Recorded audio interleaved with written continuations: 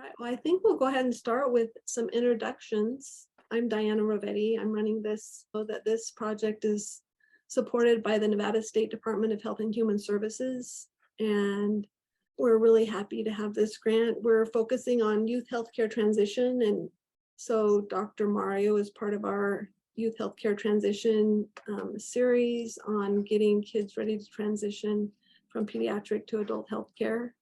That's really exciting. I work at the Nevada Center for Excellence in Disabilities. We're at the University of Nevada, Reno. I'm going to have Travis introduce himself really quick. Hi, my name is Travis Mills. I'm an outreach coordinator. Nice to meet all of you. I saw we have Eileen on here from the Division of Public and Behavioral Health. She's over this grant and we're happy to have her on board for sure. Hi, it's great to be here and I look forward to hearing what Mario has to say this evening. And welcome Cassius also from the Nevada Division of Public and Behavioral Health. Hello everyone, nice to be here with you today.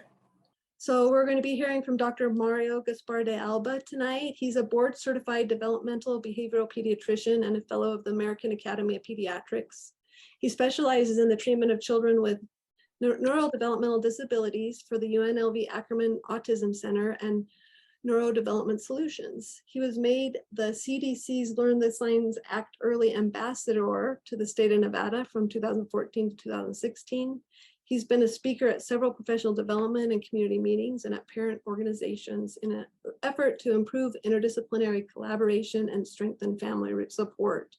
And I have to say that he definitely does that. He's been known throughout the state as, I would say, like our leading developmental pediatrician and somebody that I know that both the professional and the parent community really look up to and look to for information. And so we're very pleased to have him here with us tonight. And I'm going to go ahead and turn the time over to Dr. Mario. Well, thanks, Dana. That was very kind. It's good to be with you this evening. Just to share a few things about pharmacology and information, really. I really feel like the more families and providers and outside of medicine know about the role of medication management in neurodevelopmental disabilities, I really think the better off the kids are. So happy to be here and happy to share what I can share. All right. So I wanted to start off just real quick defining neurodevelopmental disorders. So just so we're at the right starting place. So these are really disabilities that are primarily associated with the neurological system. So this is mostly the brain, but also how the brain communicates to the rest of the body. So this means it can affect language, it can affect speech, motor skills, behavior, memory, learning, really anything that the brain does, which really is everything. The symptoms and the behaviors of neurodevelopmental disabilities, they change over time, right? They evolve as a child grows. So it's what makes them sometimes difficult, but also hopeful as you hope for improvement. But they definitely change as children age. Treatment for neurodevelopmental disabilities, it really has to be a combination of things. It's got to be interdisciplinary. And so I just listed a few here. So professional therapy of many different types, medication, home and school-based programs, and really very importantly, parent education. So how often do we see neurodevelopmental disorders? Well, the Journal of American Medical Association in January of this year looked at that here in the US. What they found is that by the time a child was 8, almost 24% of publicly insured children, so Medicaid kids, and 11% of privately insured kids had received a diagnosis of one or more neurodevelopmental disorder. And so this includes just some of the examples that I put below: ADHD, autism, any type of learning disability, reading, writing, math, intellectual disabilities, conduct disorders, cerebral palsy, sensory impairments like vision or hearing.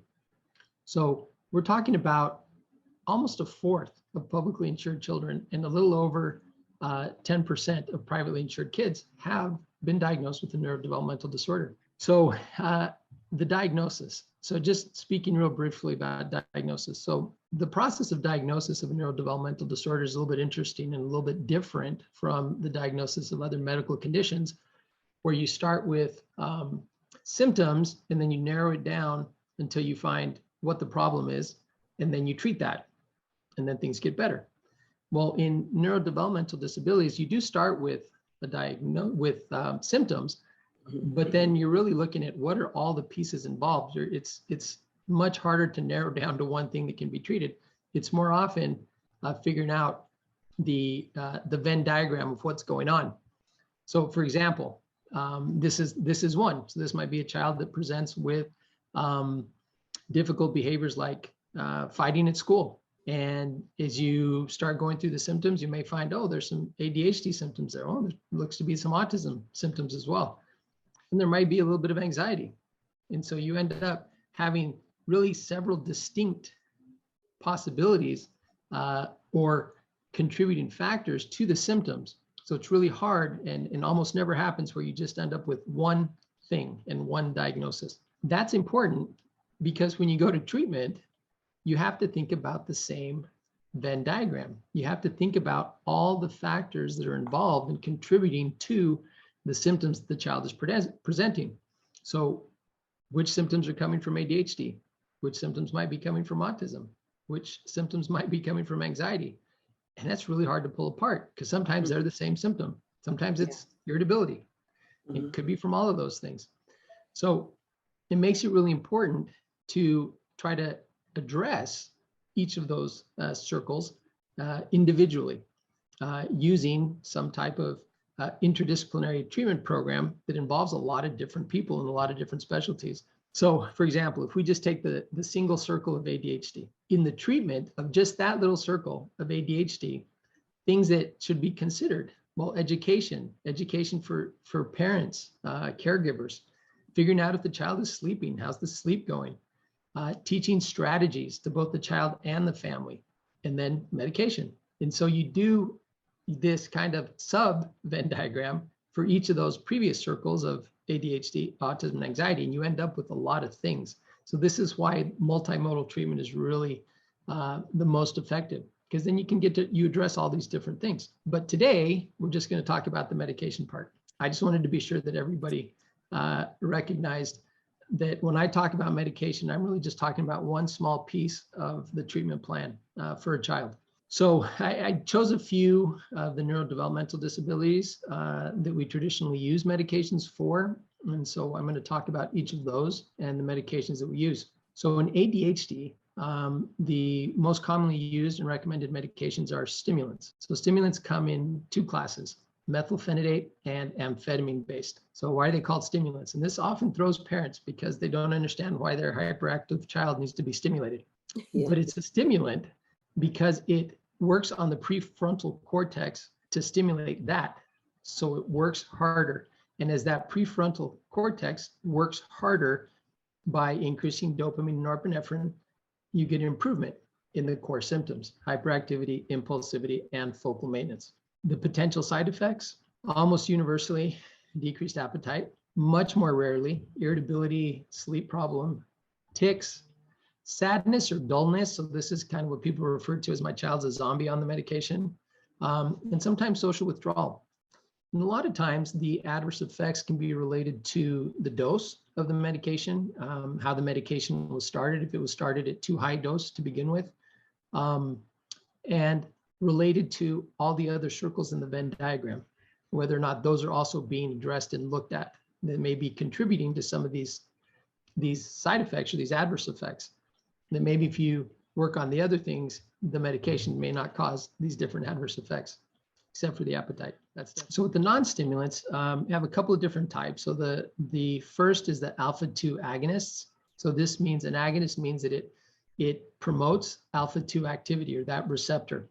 So the two medications that are the non-stimulants in this category are clonidine and guanfacine. The brand names for those are Intuniv and Capvape.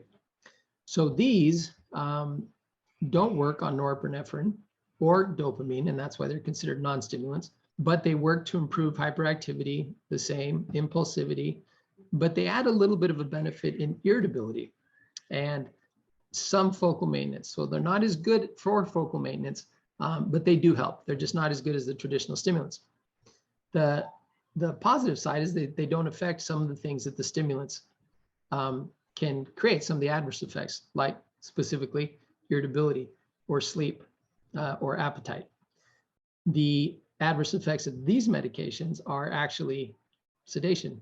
Kid might get tired. They might just be tired. Hypotension, because they are old hypertensive medications, but typically at the doses that we use, I've never seen that in over 10 years.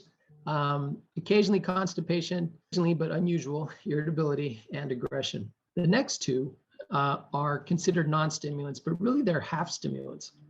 Because if you remember, the stimulants increase dopamine and norepinephrine in the prefrontal cortex. Well, these selectively increase norepinephrine. So in the same ways, they improve hyperactivity, impulsivity, focal maintenance, but they also have been shown to have a small benefit in anxiety. The adverse effects are also different, right? Because it leaves off the dopamine, you don't get the appetite. These do have some adverse effects, including kind of GI upset, fatigue, or sleep problems, mood swings, and sometimes dizziness. Now, in treatment of ADHD and trying to determine which of these medications to use, then my program is really, I kind of look at that Venn diagram and look at, well, what looks to be the medication that might make the most difference considering everything that's going on.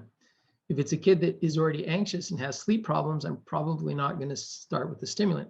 I probably start with a non-stimulant, and vice versa. If it just looks like it's typical ADHD, if there's such a thing, without a lot of other things going on, then I might try a stimulant. You know, if it's learning problems associated with ADHD, or it's a cognitive disability associated with ADHD, then I would go ahead and try a stimulant, because it's not going to, the adverse effects of that stimulant are going to cause more problems for the child than benefit. Now, ADHD as a group of symptoms, hyperactivity, impulsivity, poor focal maintenance, is found almost across the board in all neurodevelopmental disabilities.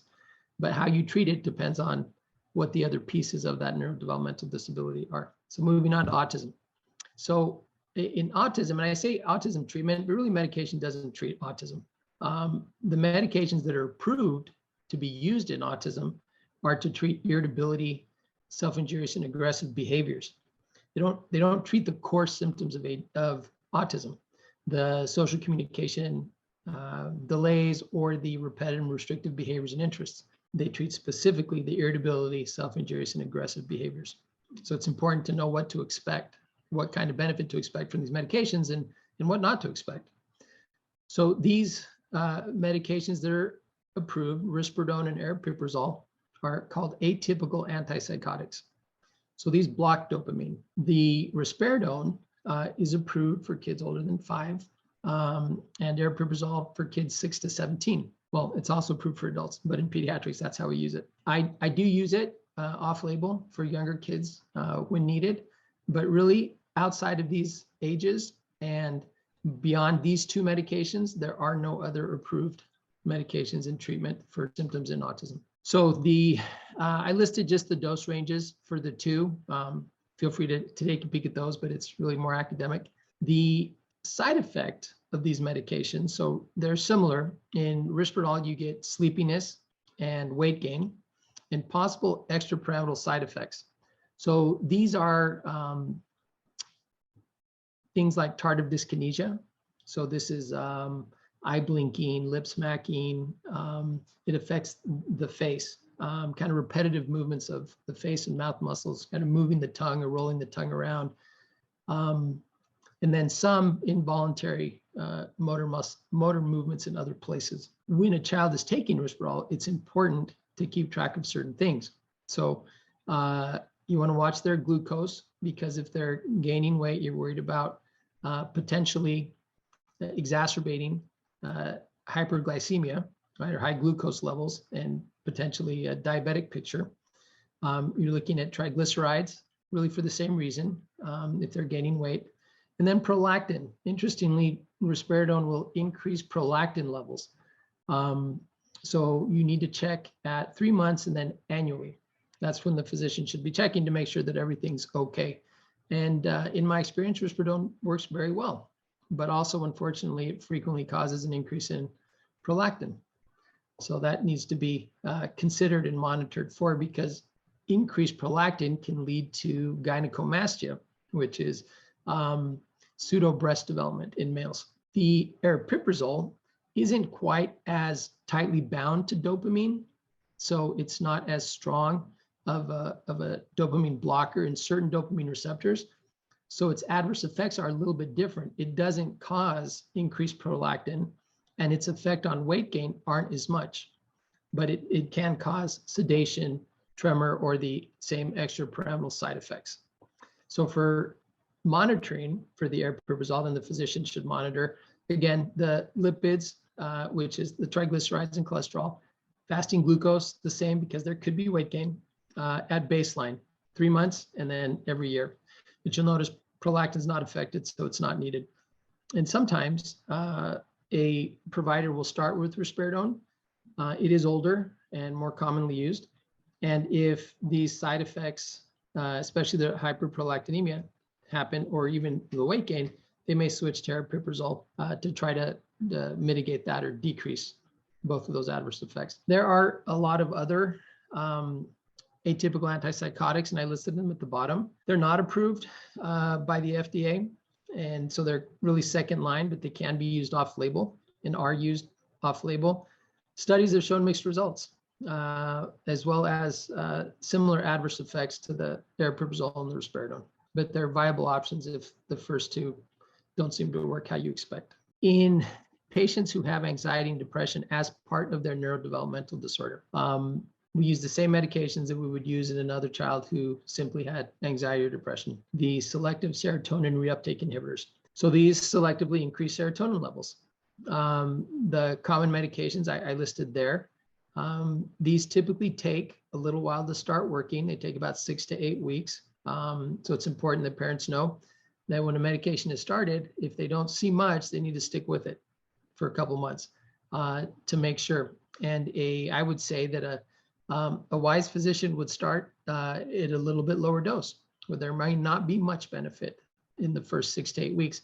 But that's good information too, because then you'll see if there are any significant side effects, and then you can move up from there without missing what might be the best dose for that child if you had started too high. So the possible adverse effects of the SSRIs are activation or agitation, sedation, the opposite of activation, anorexia, headaches, aggression, sleep problems, difficulty sleeping, weight gain with increased appetite, GI problems, and drowsiness. Other medications used in the treatment of behavioral problems include the anti-epileptics. So these are seizure medications. The seizure medications that I listed here are the most commonly used. So valproate or Depakote increases GABA. So GABA is an inhibitory neurotransmitter. So it tries to slow things down, basically, kind of try to slow the electrical activity of the brain. And the idea is that that would then help with irritability and resulting behaviors. There is some evidence that there's improvement in repetitive behaviors as well, but the studies haven't been very large. But it's a medication that we're very familiar with because it's frequently used in seizures. Oxcarbazepine, so this blocks glutamate. So glutamate is an excitatory neurotransmitter, so same idea, tries to dampen the electrical activity of the brain, kind of slow it down a little bit. For the same reason, to try to help with irritability and aggression. Studies here, again, aren't very strong. There have been some case reports, but it is a medication that we're familiar with. The next three, similar to oxcarbazepine, decrease glutamate and some ion channels. Also, same mechanism of action, try to decrease the electrical activity in the brain, decrease that electrical agitation to try to improve irritability and resulting behaviors. So there has been a large meta-analysis. So this is a study that looks at other studies to see what the consensus is. And these studies really on these three medications revealed no significant difference between these medications and placebos in targeting irritability and aggression. The potential adverse effects of these, and I put the cognitive slowing last on my list, but I think that's the most common one because that's what it does. It slows the brain down. So you get some cognitive slowing. And that's dose dependent. The higher the dose, the more cognitive slowing. They can have a paradoxical effect and cause more irritability. They can also cause weight gain anxiety, or more aggression. So CBD, in theory, CBD benefits behavior through the epileptiform or seizure symptom, again, slowing the brain down, and immune dysfunction. So decreasing inflammation. So that's the theory. We don't know for sure. There have been several studies. Most of those studies have proven that it's safe, but not necessarily effective for behavioral issues in autism or other neurodevelopmental disabilities. Most of the reports are case studies or case reports. So not randomized controlled trials where they compared CBD to something else or a placebo. In 2020, there was a large systematic review. Again, this is published articles to try to figure out what the consensus is in the literature. And so I just put down some of the findings of this study because I think they're interesting. It was hard to compare them because they used different doses and different formulations. And that's kind of what parents find out in the world. Different companies, different dispensaries will use different formulations, and the dosing really isn't consistent. The studies did reveal a promising effect on difficult behaviors, sleep, hyperactivity, and seizures. But because of the size and the differences between the studies, how effective they really are, we still don't know. They did find that a lot of the studies did indicate that the number of other medications and the dosage of other medications were reduced after treatment with CBD or cannabinoids. So that means if they were taking a few other medications, in some cases, the provider was able to reduce the dosage of those medications or even stop a medication when they started CBD. So some of the adverse effects, somnolence or being tired, increased appetite, possible irritability, and then this phenomenon of single episode psychosis. So this is a single episode where they really lose touch with reality, and it's frightening. Obviously very frightening for parents, but not very common. There is concern that we don't really understand the long-term impact of CBD on cognition. And I'm not talking about anything that has THC, strictly CBD, no THC. There's concern that it might affect long-term learning, memory, and attention, right? Because used in kids whose brains are developing, we just don't know. We don't know, but there's concern about that. There are 7 randomized controlled trials, so larger studies, better studies going on right now through clinical trials.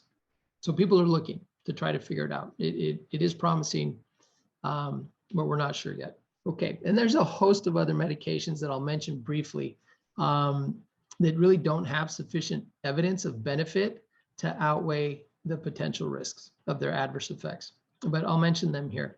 And again, remember, these are all off-label in the treatment of irritability, aggression, anything of that nature related to autism, or simply aggression related to other things. So tricyclic antidepressants, mirtazapine and clomipramine.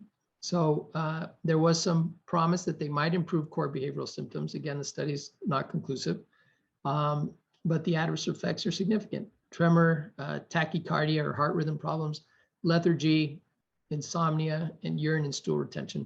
Buspirone is an anxiolytic. It increases serotonin.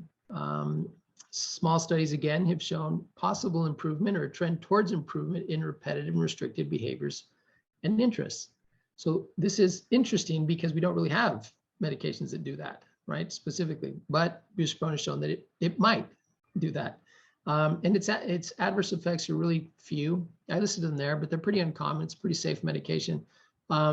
We just don't have the evidence to say that, yeah, this is something we should use in all kids with repetitive restricted behaviors and interests because we know it's going to help. Going back to the glutamine and GABA agents. So again, the theory that there's some kind of imbalance between excitatory neurotransmitters and inhibitory neurotransmitters.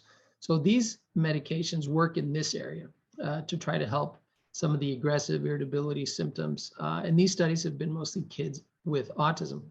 So N-acetylcysteine. So it's been shown that it might improve irritability, but it's not superior to placebo in improving social deficits, repetitive restricted behaviors, or global functioning, but it might improve irritability. Adverse effects are mostly GI symptoms, potential rash, and being tired. Amantadine has had a little bit of resurgence lately. I've been hearing about it a little bit more. So this is a glutamate antagonist. This means it tries to slow down. It's an inhibitory neurotransmitter, so it tries to slow the brain down. Studies in general haven't shown it to be superior to placebo in improving social responsiveness or irritability. But in combination with risperidone, amantadine, more than the others, but the others have shown some benefit too, will improve irritability compared to risperidone and placebo. So in combination with risperidone, it may work better than risperidone alone. The adverse effects are potential emotional lability, so more irritability, more crying, more anger, sedation, insomnia, anxiety, and the GI side effects. Bumetanide, so this is a diuretic, and it's interesting that they even studied this. But what they found that there was some significant improvement in the childhood autism rating scale, the global functioning scale, and the social responsiveness scale. However, the effective dose range was really close to the dose range that caused dose-dependent hypokalemia, which means low potassium, because it's a diuretic. So the kidneys excrete potassium, and then that's a problem. So kids will have increased urination, potential dehydration, loss of appetite, and weakness and fatigue. And then lastly, just wanted to mention stem cell transplant. So it's not really a medication, but it's a treatment. They've been looking at it. Research has been looking at it for several years. The idea is that it improves inflammation in the brain and improves brain cell connections. So there are a few small studies that are very promising. However, these studies were very different from one another. How the stem cells were administered, where the stem cells came from, were they donated, were they parent, were they umbilical cord cells, and then the doses that were used weren't consistent. So again, leaving us to question really what works and what doesn't. Fortunately, the adverse effects are not really related to the stem cells themselves, but more related to how they're administered, injected in the vein or intrathecal, which would be directly into the spinal cord. And studies have really lacked the application of good diagnostic tools to be able to say, okay, what's really made the difference before and after? And there haven't been any long-term follow-up studies to really tell us like, yeah, this is a good idea. But those studies, just like the CBD studies, are definitely ongoing. So that's all the slides I had. I will open it up for questions. Okay, Dr. Mario, we do have some questions here. And as you were talking about the risperidone, those slides around there, question, if you get extrapyramidal side effects on one, are you likely to get it on the other? Yes, you're more likely to get them, but it's not a given.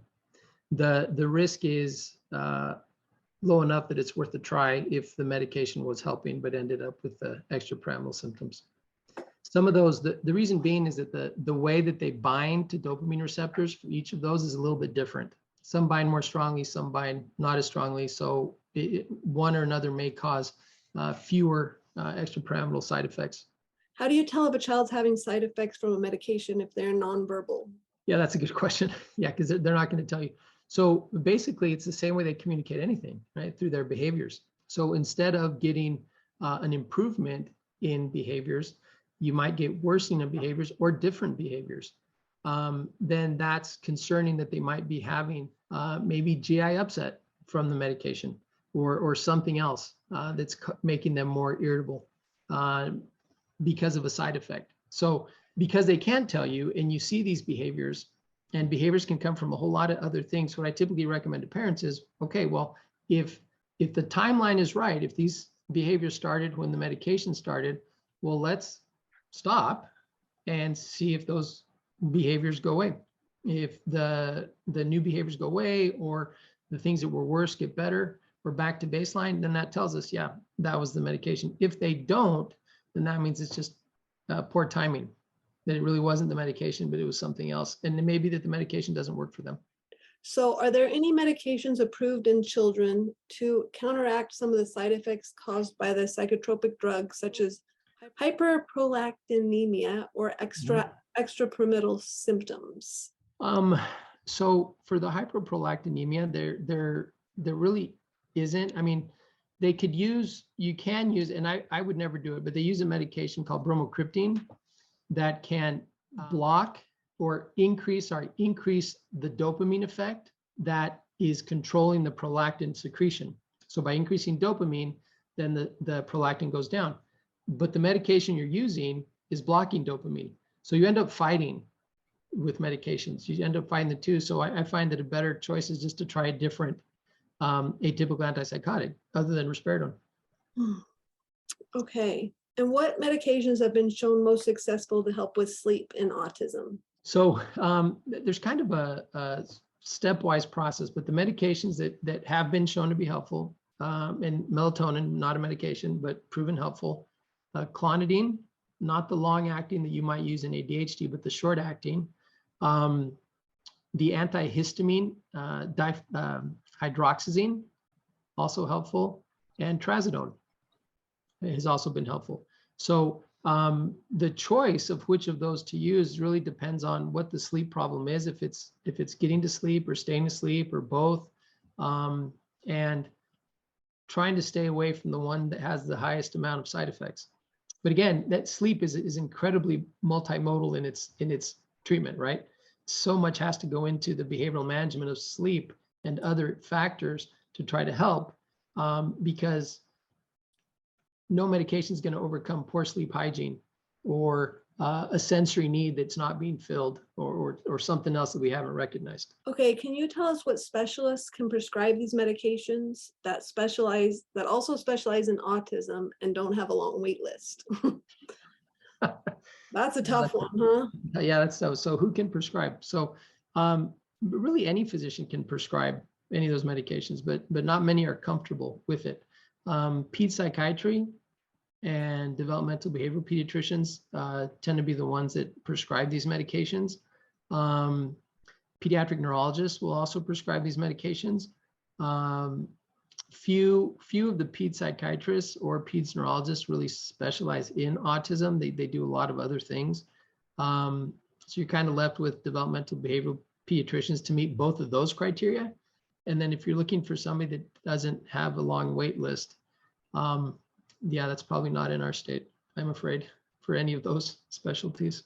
Question is, are there any medications used off-label that have been found to be beneficial for autism or ADHD symptoms, like hyperactivity, irritability, etc., when the standard medications have been unsuccessful? And then it says other parents have mentioned using amantadine off-label. Yeah. So all those medications in my presentation under other fall into that category. Everything else is off. I mean, everything's off label. I don't want to say it's an experiment, but it is really the almost the art of medicine of not knowing exactly what the medication is going to do in a particular child, but taking what you do know about what the symptoms are and what the medications can do, and making an educated, not guess, but an educated decision about which medication you think is going to work. And when you get information back on what that medication did, then that can help you to know if it worked, excellent. If it didn't, then it's going to narrow down other options that might be more helpful. So in the chat box, we have Dr. You diagnosed our daughter at 2 years old with dyspraxia. She's 9 now. At 6 years old, she was diagnosed with ADHD and intellectual disability by UC Davis Mind Institute. Then at 8 years old, autism, which allowed for genetic testing, which resulted in Phelan-McDermott syndrome, very rare gene deletion. We had the best results with risperidone. However, we had to take her off due to weight gain. Current doctor never ran blood work. Is there a medication management doctor / practice in Reno that you would recommend? Man, I think you'd have to go with the pediatric neurologist in Reno. I believe there are two, Dr. Wynn and I think Dr. Rodriguez. I would say you'd have to start with one of those. And if weight gain was the problem, typically then switching to Abilify, which has a similar mechanism of action, should be beneficial. And there have been studies that indicate Abilify given with metformin, which is the medication used in type 2 diabetes, can mitigate weight gain. But somebody that's comfortable in prescribing those two medications would have to do that. So we have a son who has essentially ADD. I know it's called something else, but with this executive functioning is the one thing that gets him more than anything. Is there anything that will help with this? Yeah, so executive function deficits are really amenable to strategies, education and strategies. So when you have executive function deficits like planning, organization, time management, those types of things, then the structure around those weaknesses, really learning strategies to work with those is the best thing that you can do. Now, where the medication plays in is it helps the child when they're trying to develop those strategies to be successful so that they keep doing the strategies, because nobody's going to keep doing a strategy that isn't successful for them. And if the attention, the hyperactivity, impulsivity keeps getting in the way of those strategies being successful, then it's going to be hard to continue those strategies. There's a great book called Learning to Learn that is really good for developing those kind of executive function strategies. Thank you. That's really good. Is it common for parents or caregivers to stop medications totally since they do not like the side effects? This is so common in adults who manage their own medications. Is it also with the parent? Oh, for sure. Yeah, absolutely. Very common. And really for most of the medications, it's not a problem. It's not dangerous for the child. But I have to emphasize that when a family does that, I try to reiterate, look, it's okay, but I'd like to know, I'd like to know when you stop it, not 3 months down the road when you have a follow-up appointment. Like, I want to know when you stop it and why, because again, that gives me information on, okay, was there something else that might work better for the symptoms we were trying to treat based on the reason that they stopped it? We have a question. Sarah would like to say her question out loud. So Sarah Horseman, if you can go ahead and unmute yourself. Thank you, Diana, and good to see you, Dr. Mario. Hi, My son is 18 with multiple disabilities, and we've had good success with the different, trying out the different medications. And right now, the best combination, we're on a combination meds that have been the most stabilizing and the least amount of side effects. And I know that, since he's only 18, he's going to continue to grow and develop. But is there ever going to come a time probably where that medication may no longer be effective? And would it, seeing like what is available with autism treatments and ADHD, would it be like a return? Like basically asking, like, if a child had side effects to a medication, will they maybe still have those same side effects as an adult? So no, interestingly, no, not necessarily. Sometimes a medication that didn't work for a child when they were younger will work better for them 3, 4, 5, 8 years later. Will they, the question of how long will they need the medication, I think that's really a two-part answer. I think one is dependent on how much progress they make on the behavioral side of things and how much they can learn to manage their own behaviors or learn to manage where their own behaviors come from and understand that. The medication in an 18-year-old, it's unusual that it would lose its effectiveness because they've pretty much stabilized, right? You've been through the ups and downs of puberty and hormones and the normal stuff that happens to everybody. You're kind of through that, and so now things are kind of stabilizing. So I would suspect that unless there's things that he's learning and things that he's strategies that he's developing for himself to manage those things himself, that you'd probably stay stable with the medications you're on. Thank you. Sure. This is from one of the people. I take risperidone. If I forget to take it in the morning, do I need to take a double dose at night? No. No. Yeah, no. Yeah, no, I wouldn't do that.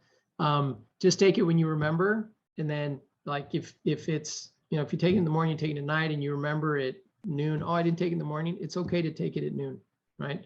So typical advice is if it's already halfway past the time you should have taken it before your next dose, go ahead and don't take it again. But it's before that halfway point, you can go ahead and take it. That's okay. But don't double up on the dose. Are there adult neurologists in Reno area? He does not sleep at all. He has a diagnosis of autism, ADHD, ODD, and anxiety. Our son has had way too many side effects on meds, but is there any other option? Outside of the four medications that I mentioned, the melatonin, the clonidine, hydroxyzine, and the trazodone, mirtazapine or Remeron is one that sometimes works in kiddos who just don't respond to the others. But Yeah, that's if you've been through a lot of different medications, then working with a provider that's familiar with all of them is going to be really important. The other thing that you might consider is pharmacogenetic testing. So there are labs that will do pharmacogenetic testing, and basically all that is it's an oral swab, goes to a lab. They send the provider back basically a readout of the genes involved in the metabolism of these medications. So it gives you an idea of genetically how well one medication may work versus another.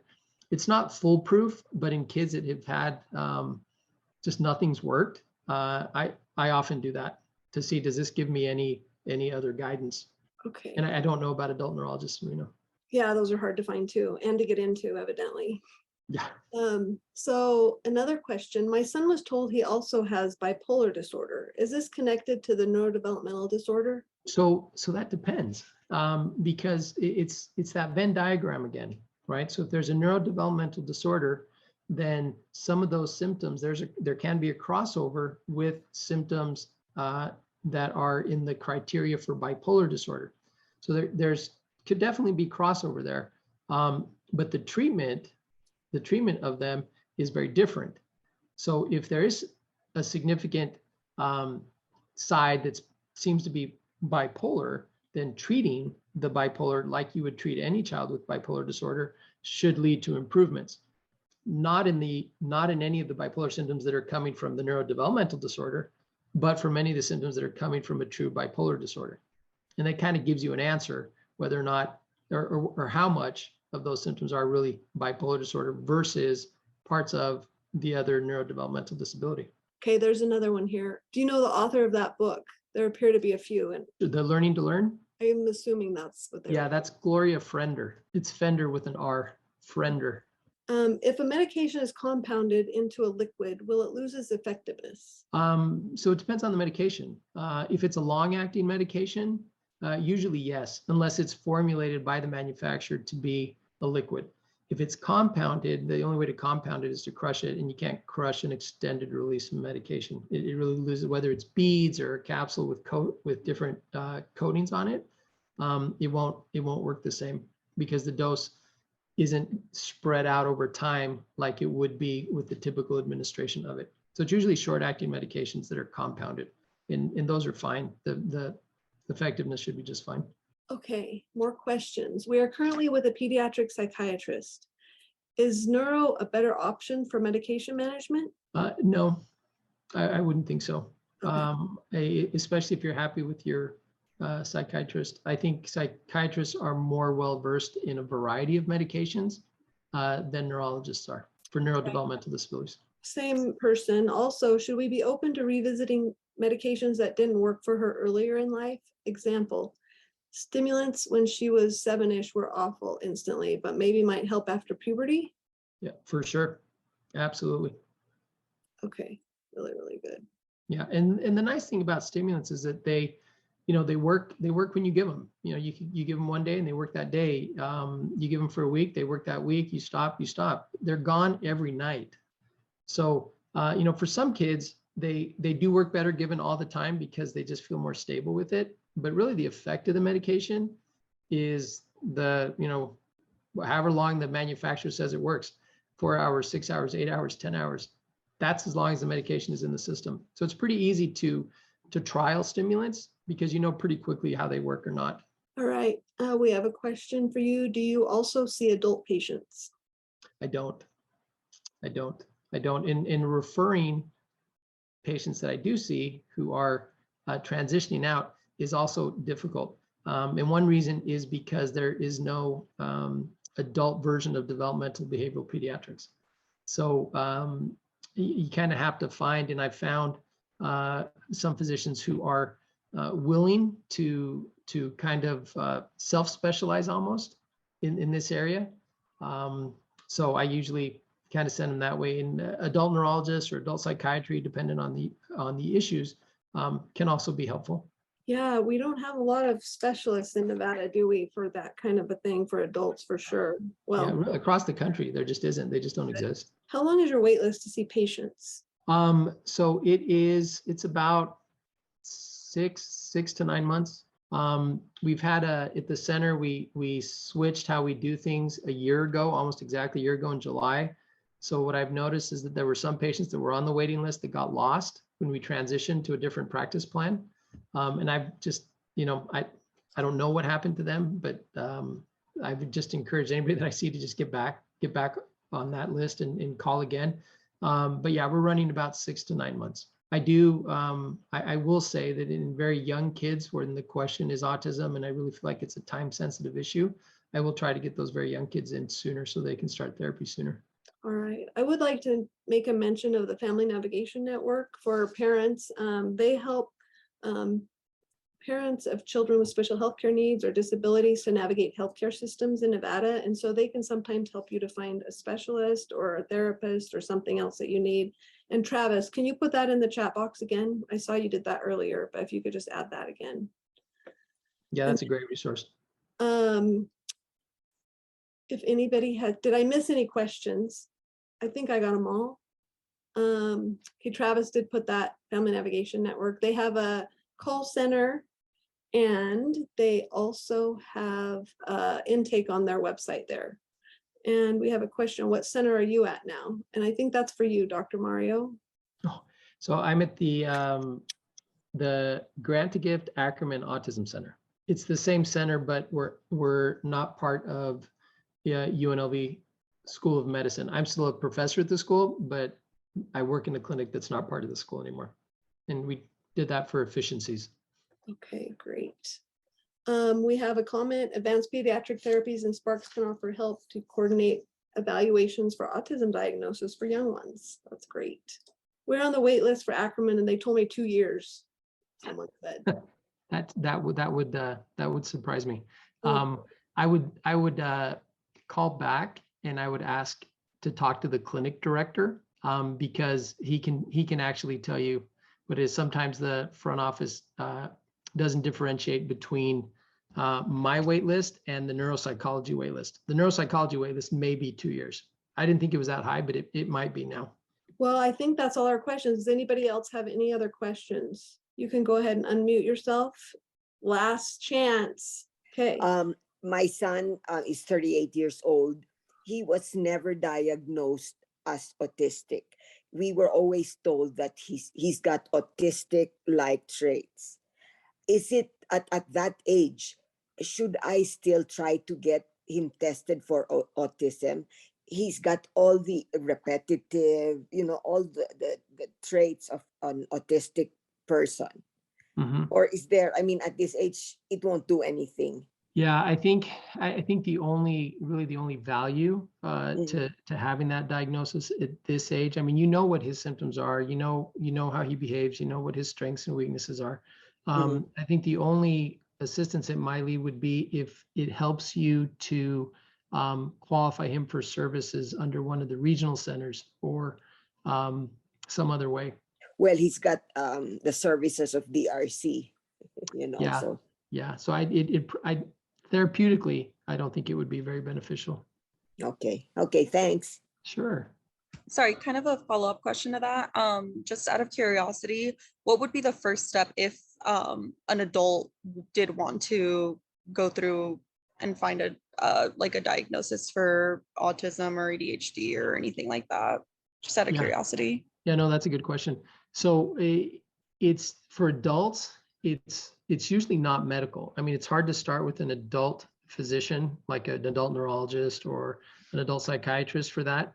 Really, the best bet for an adult is an adult psychologist or neuropsychologist.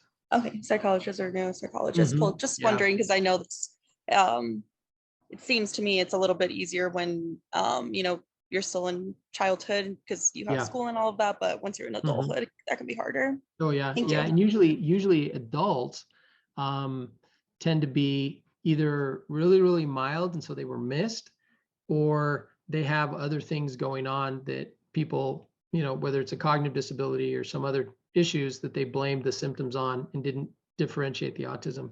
But most of the time it's because it's fairly mild and wasn't really recognized. Right. Thank you. Sure. What is the best way to find out about possible clinical trials going on for autism that we could participate in? Sure. It's the website clinicaltrials.gov. Okay, and someone said Dr. Ann Childress is doing studies in the area now. Yeah, I'm yeah, assuming that's Vegas. she gets involved in different clinical trials for ADHD, some of the atypical antipsychotics or the newer atypical antipsychotics as well. Okay, and here's the autism treatment medications. Dr. Mario, other than the high cost of stem cell, any reason not to try it? No, Okay, just I would very say no. expensive. Yep. All right, well, I want to thank you, Doctor, for being here and being so open and sharing with our families. It's really very, very valuable, I'm sure.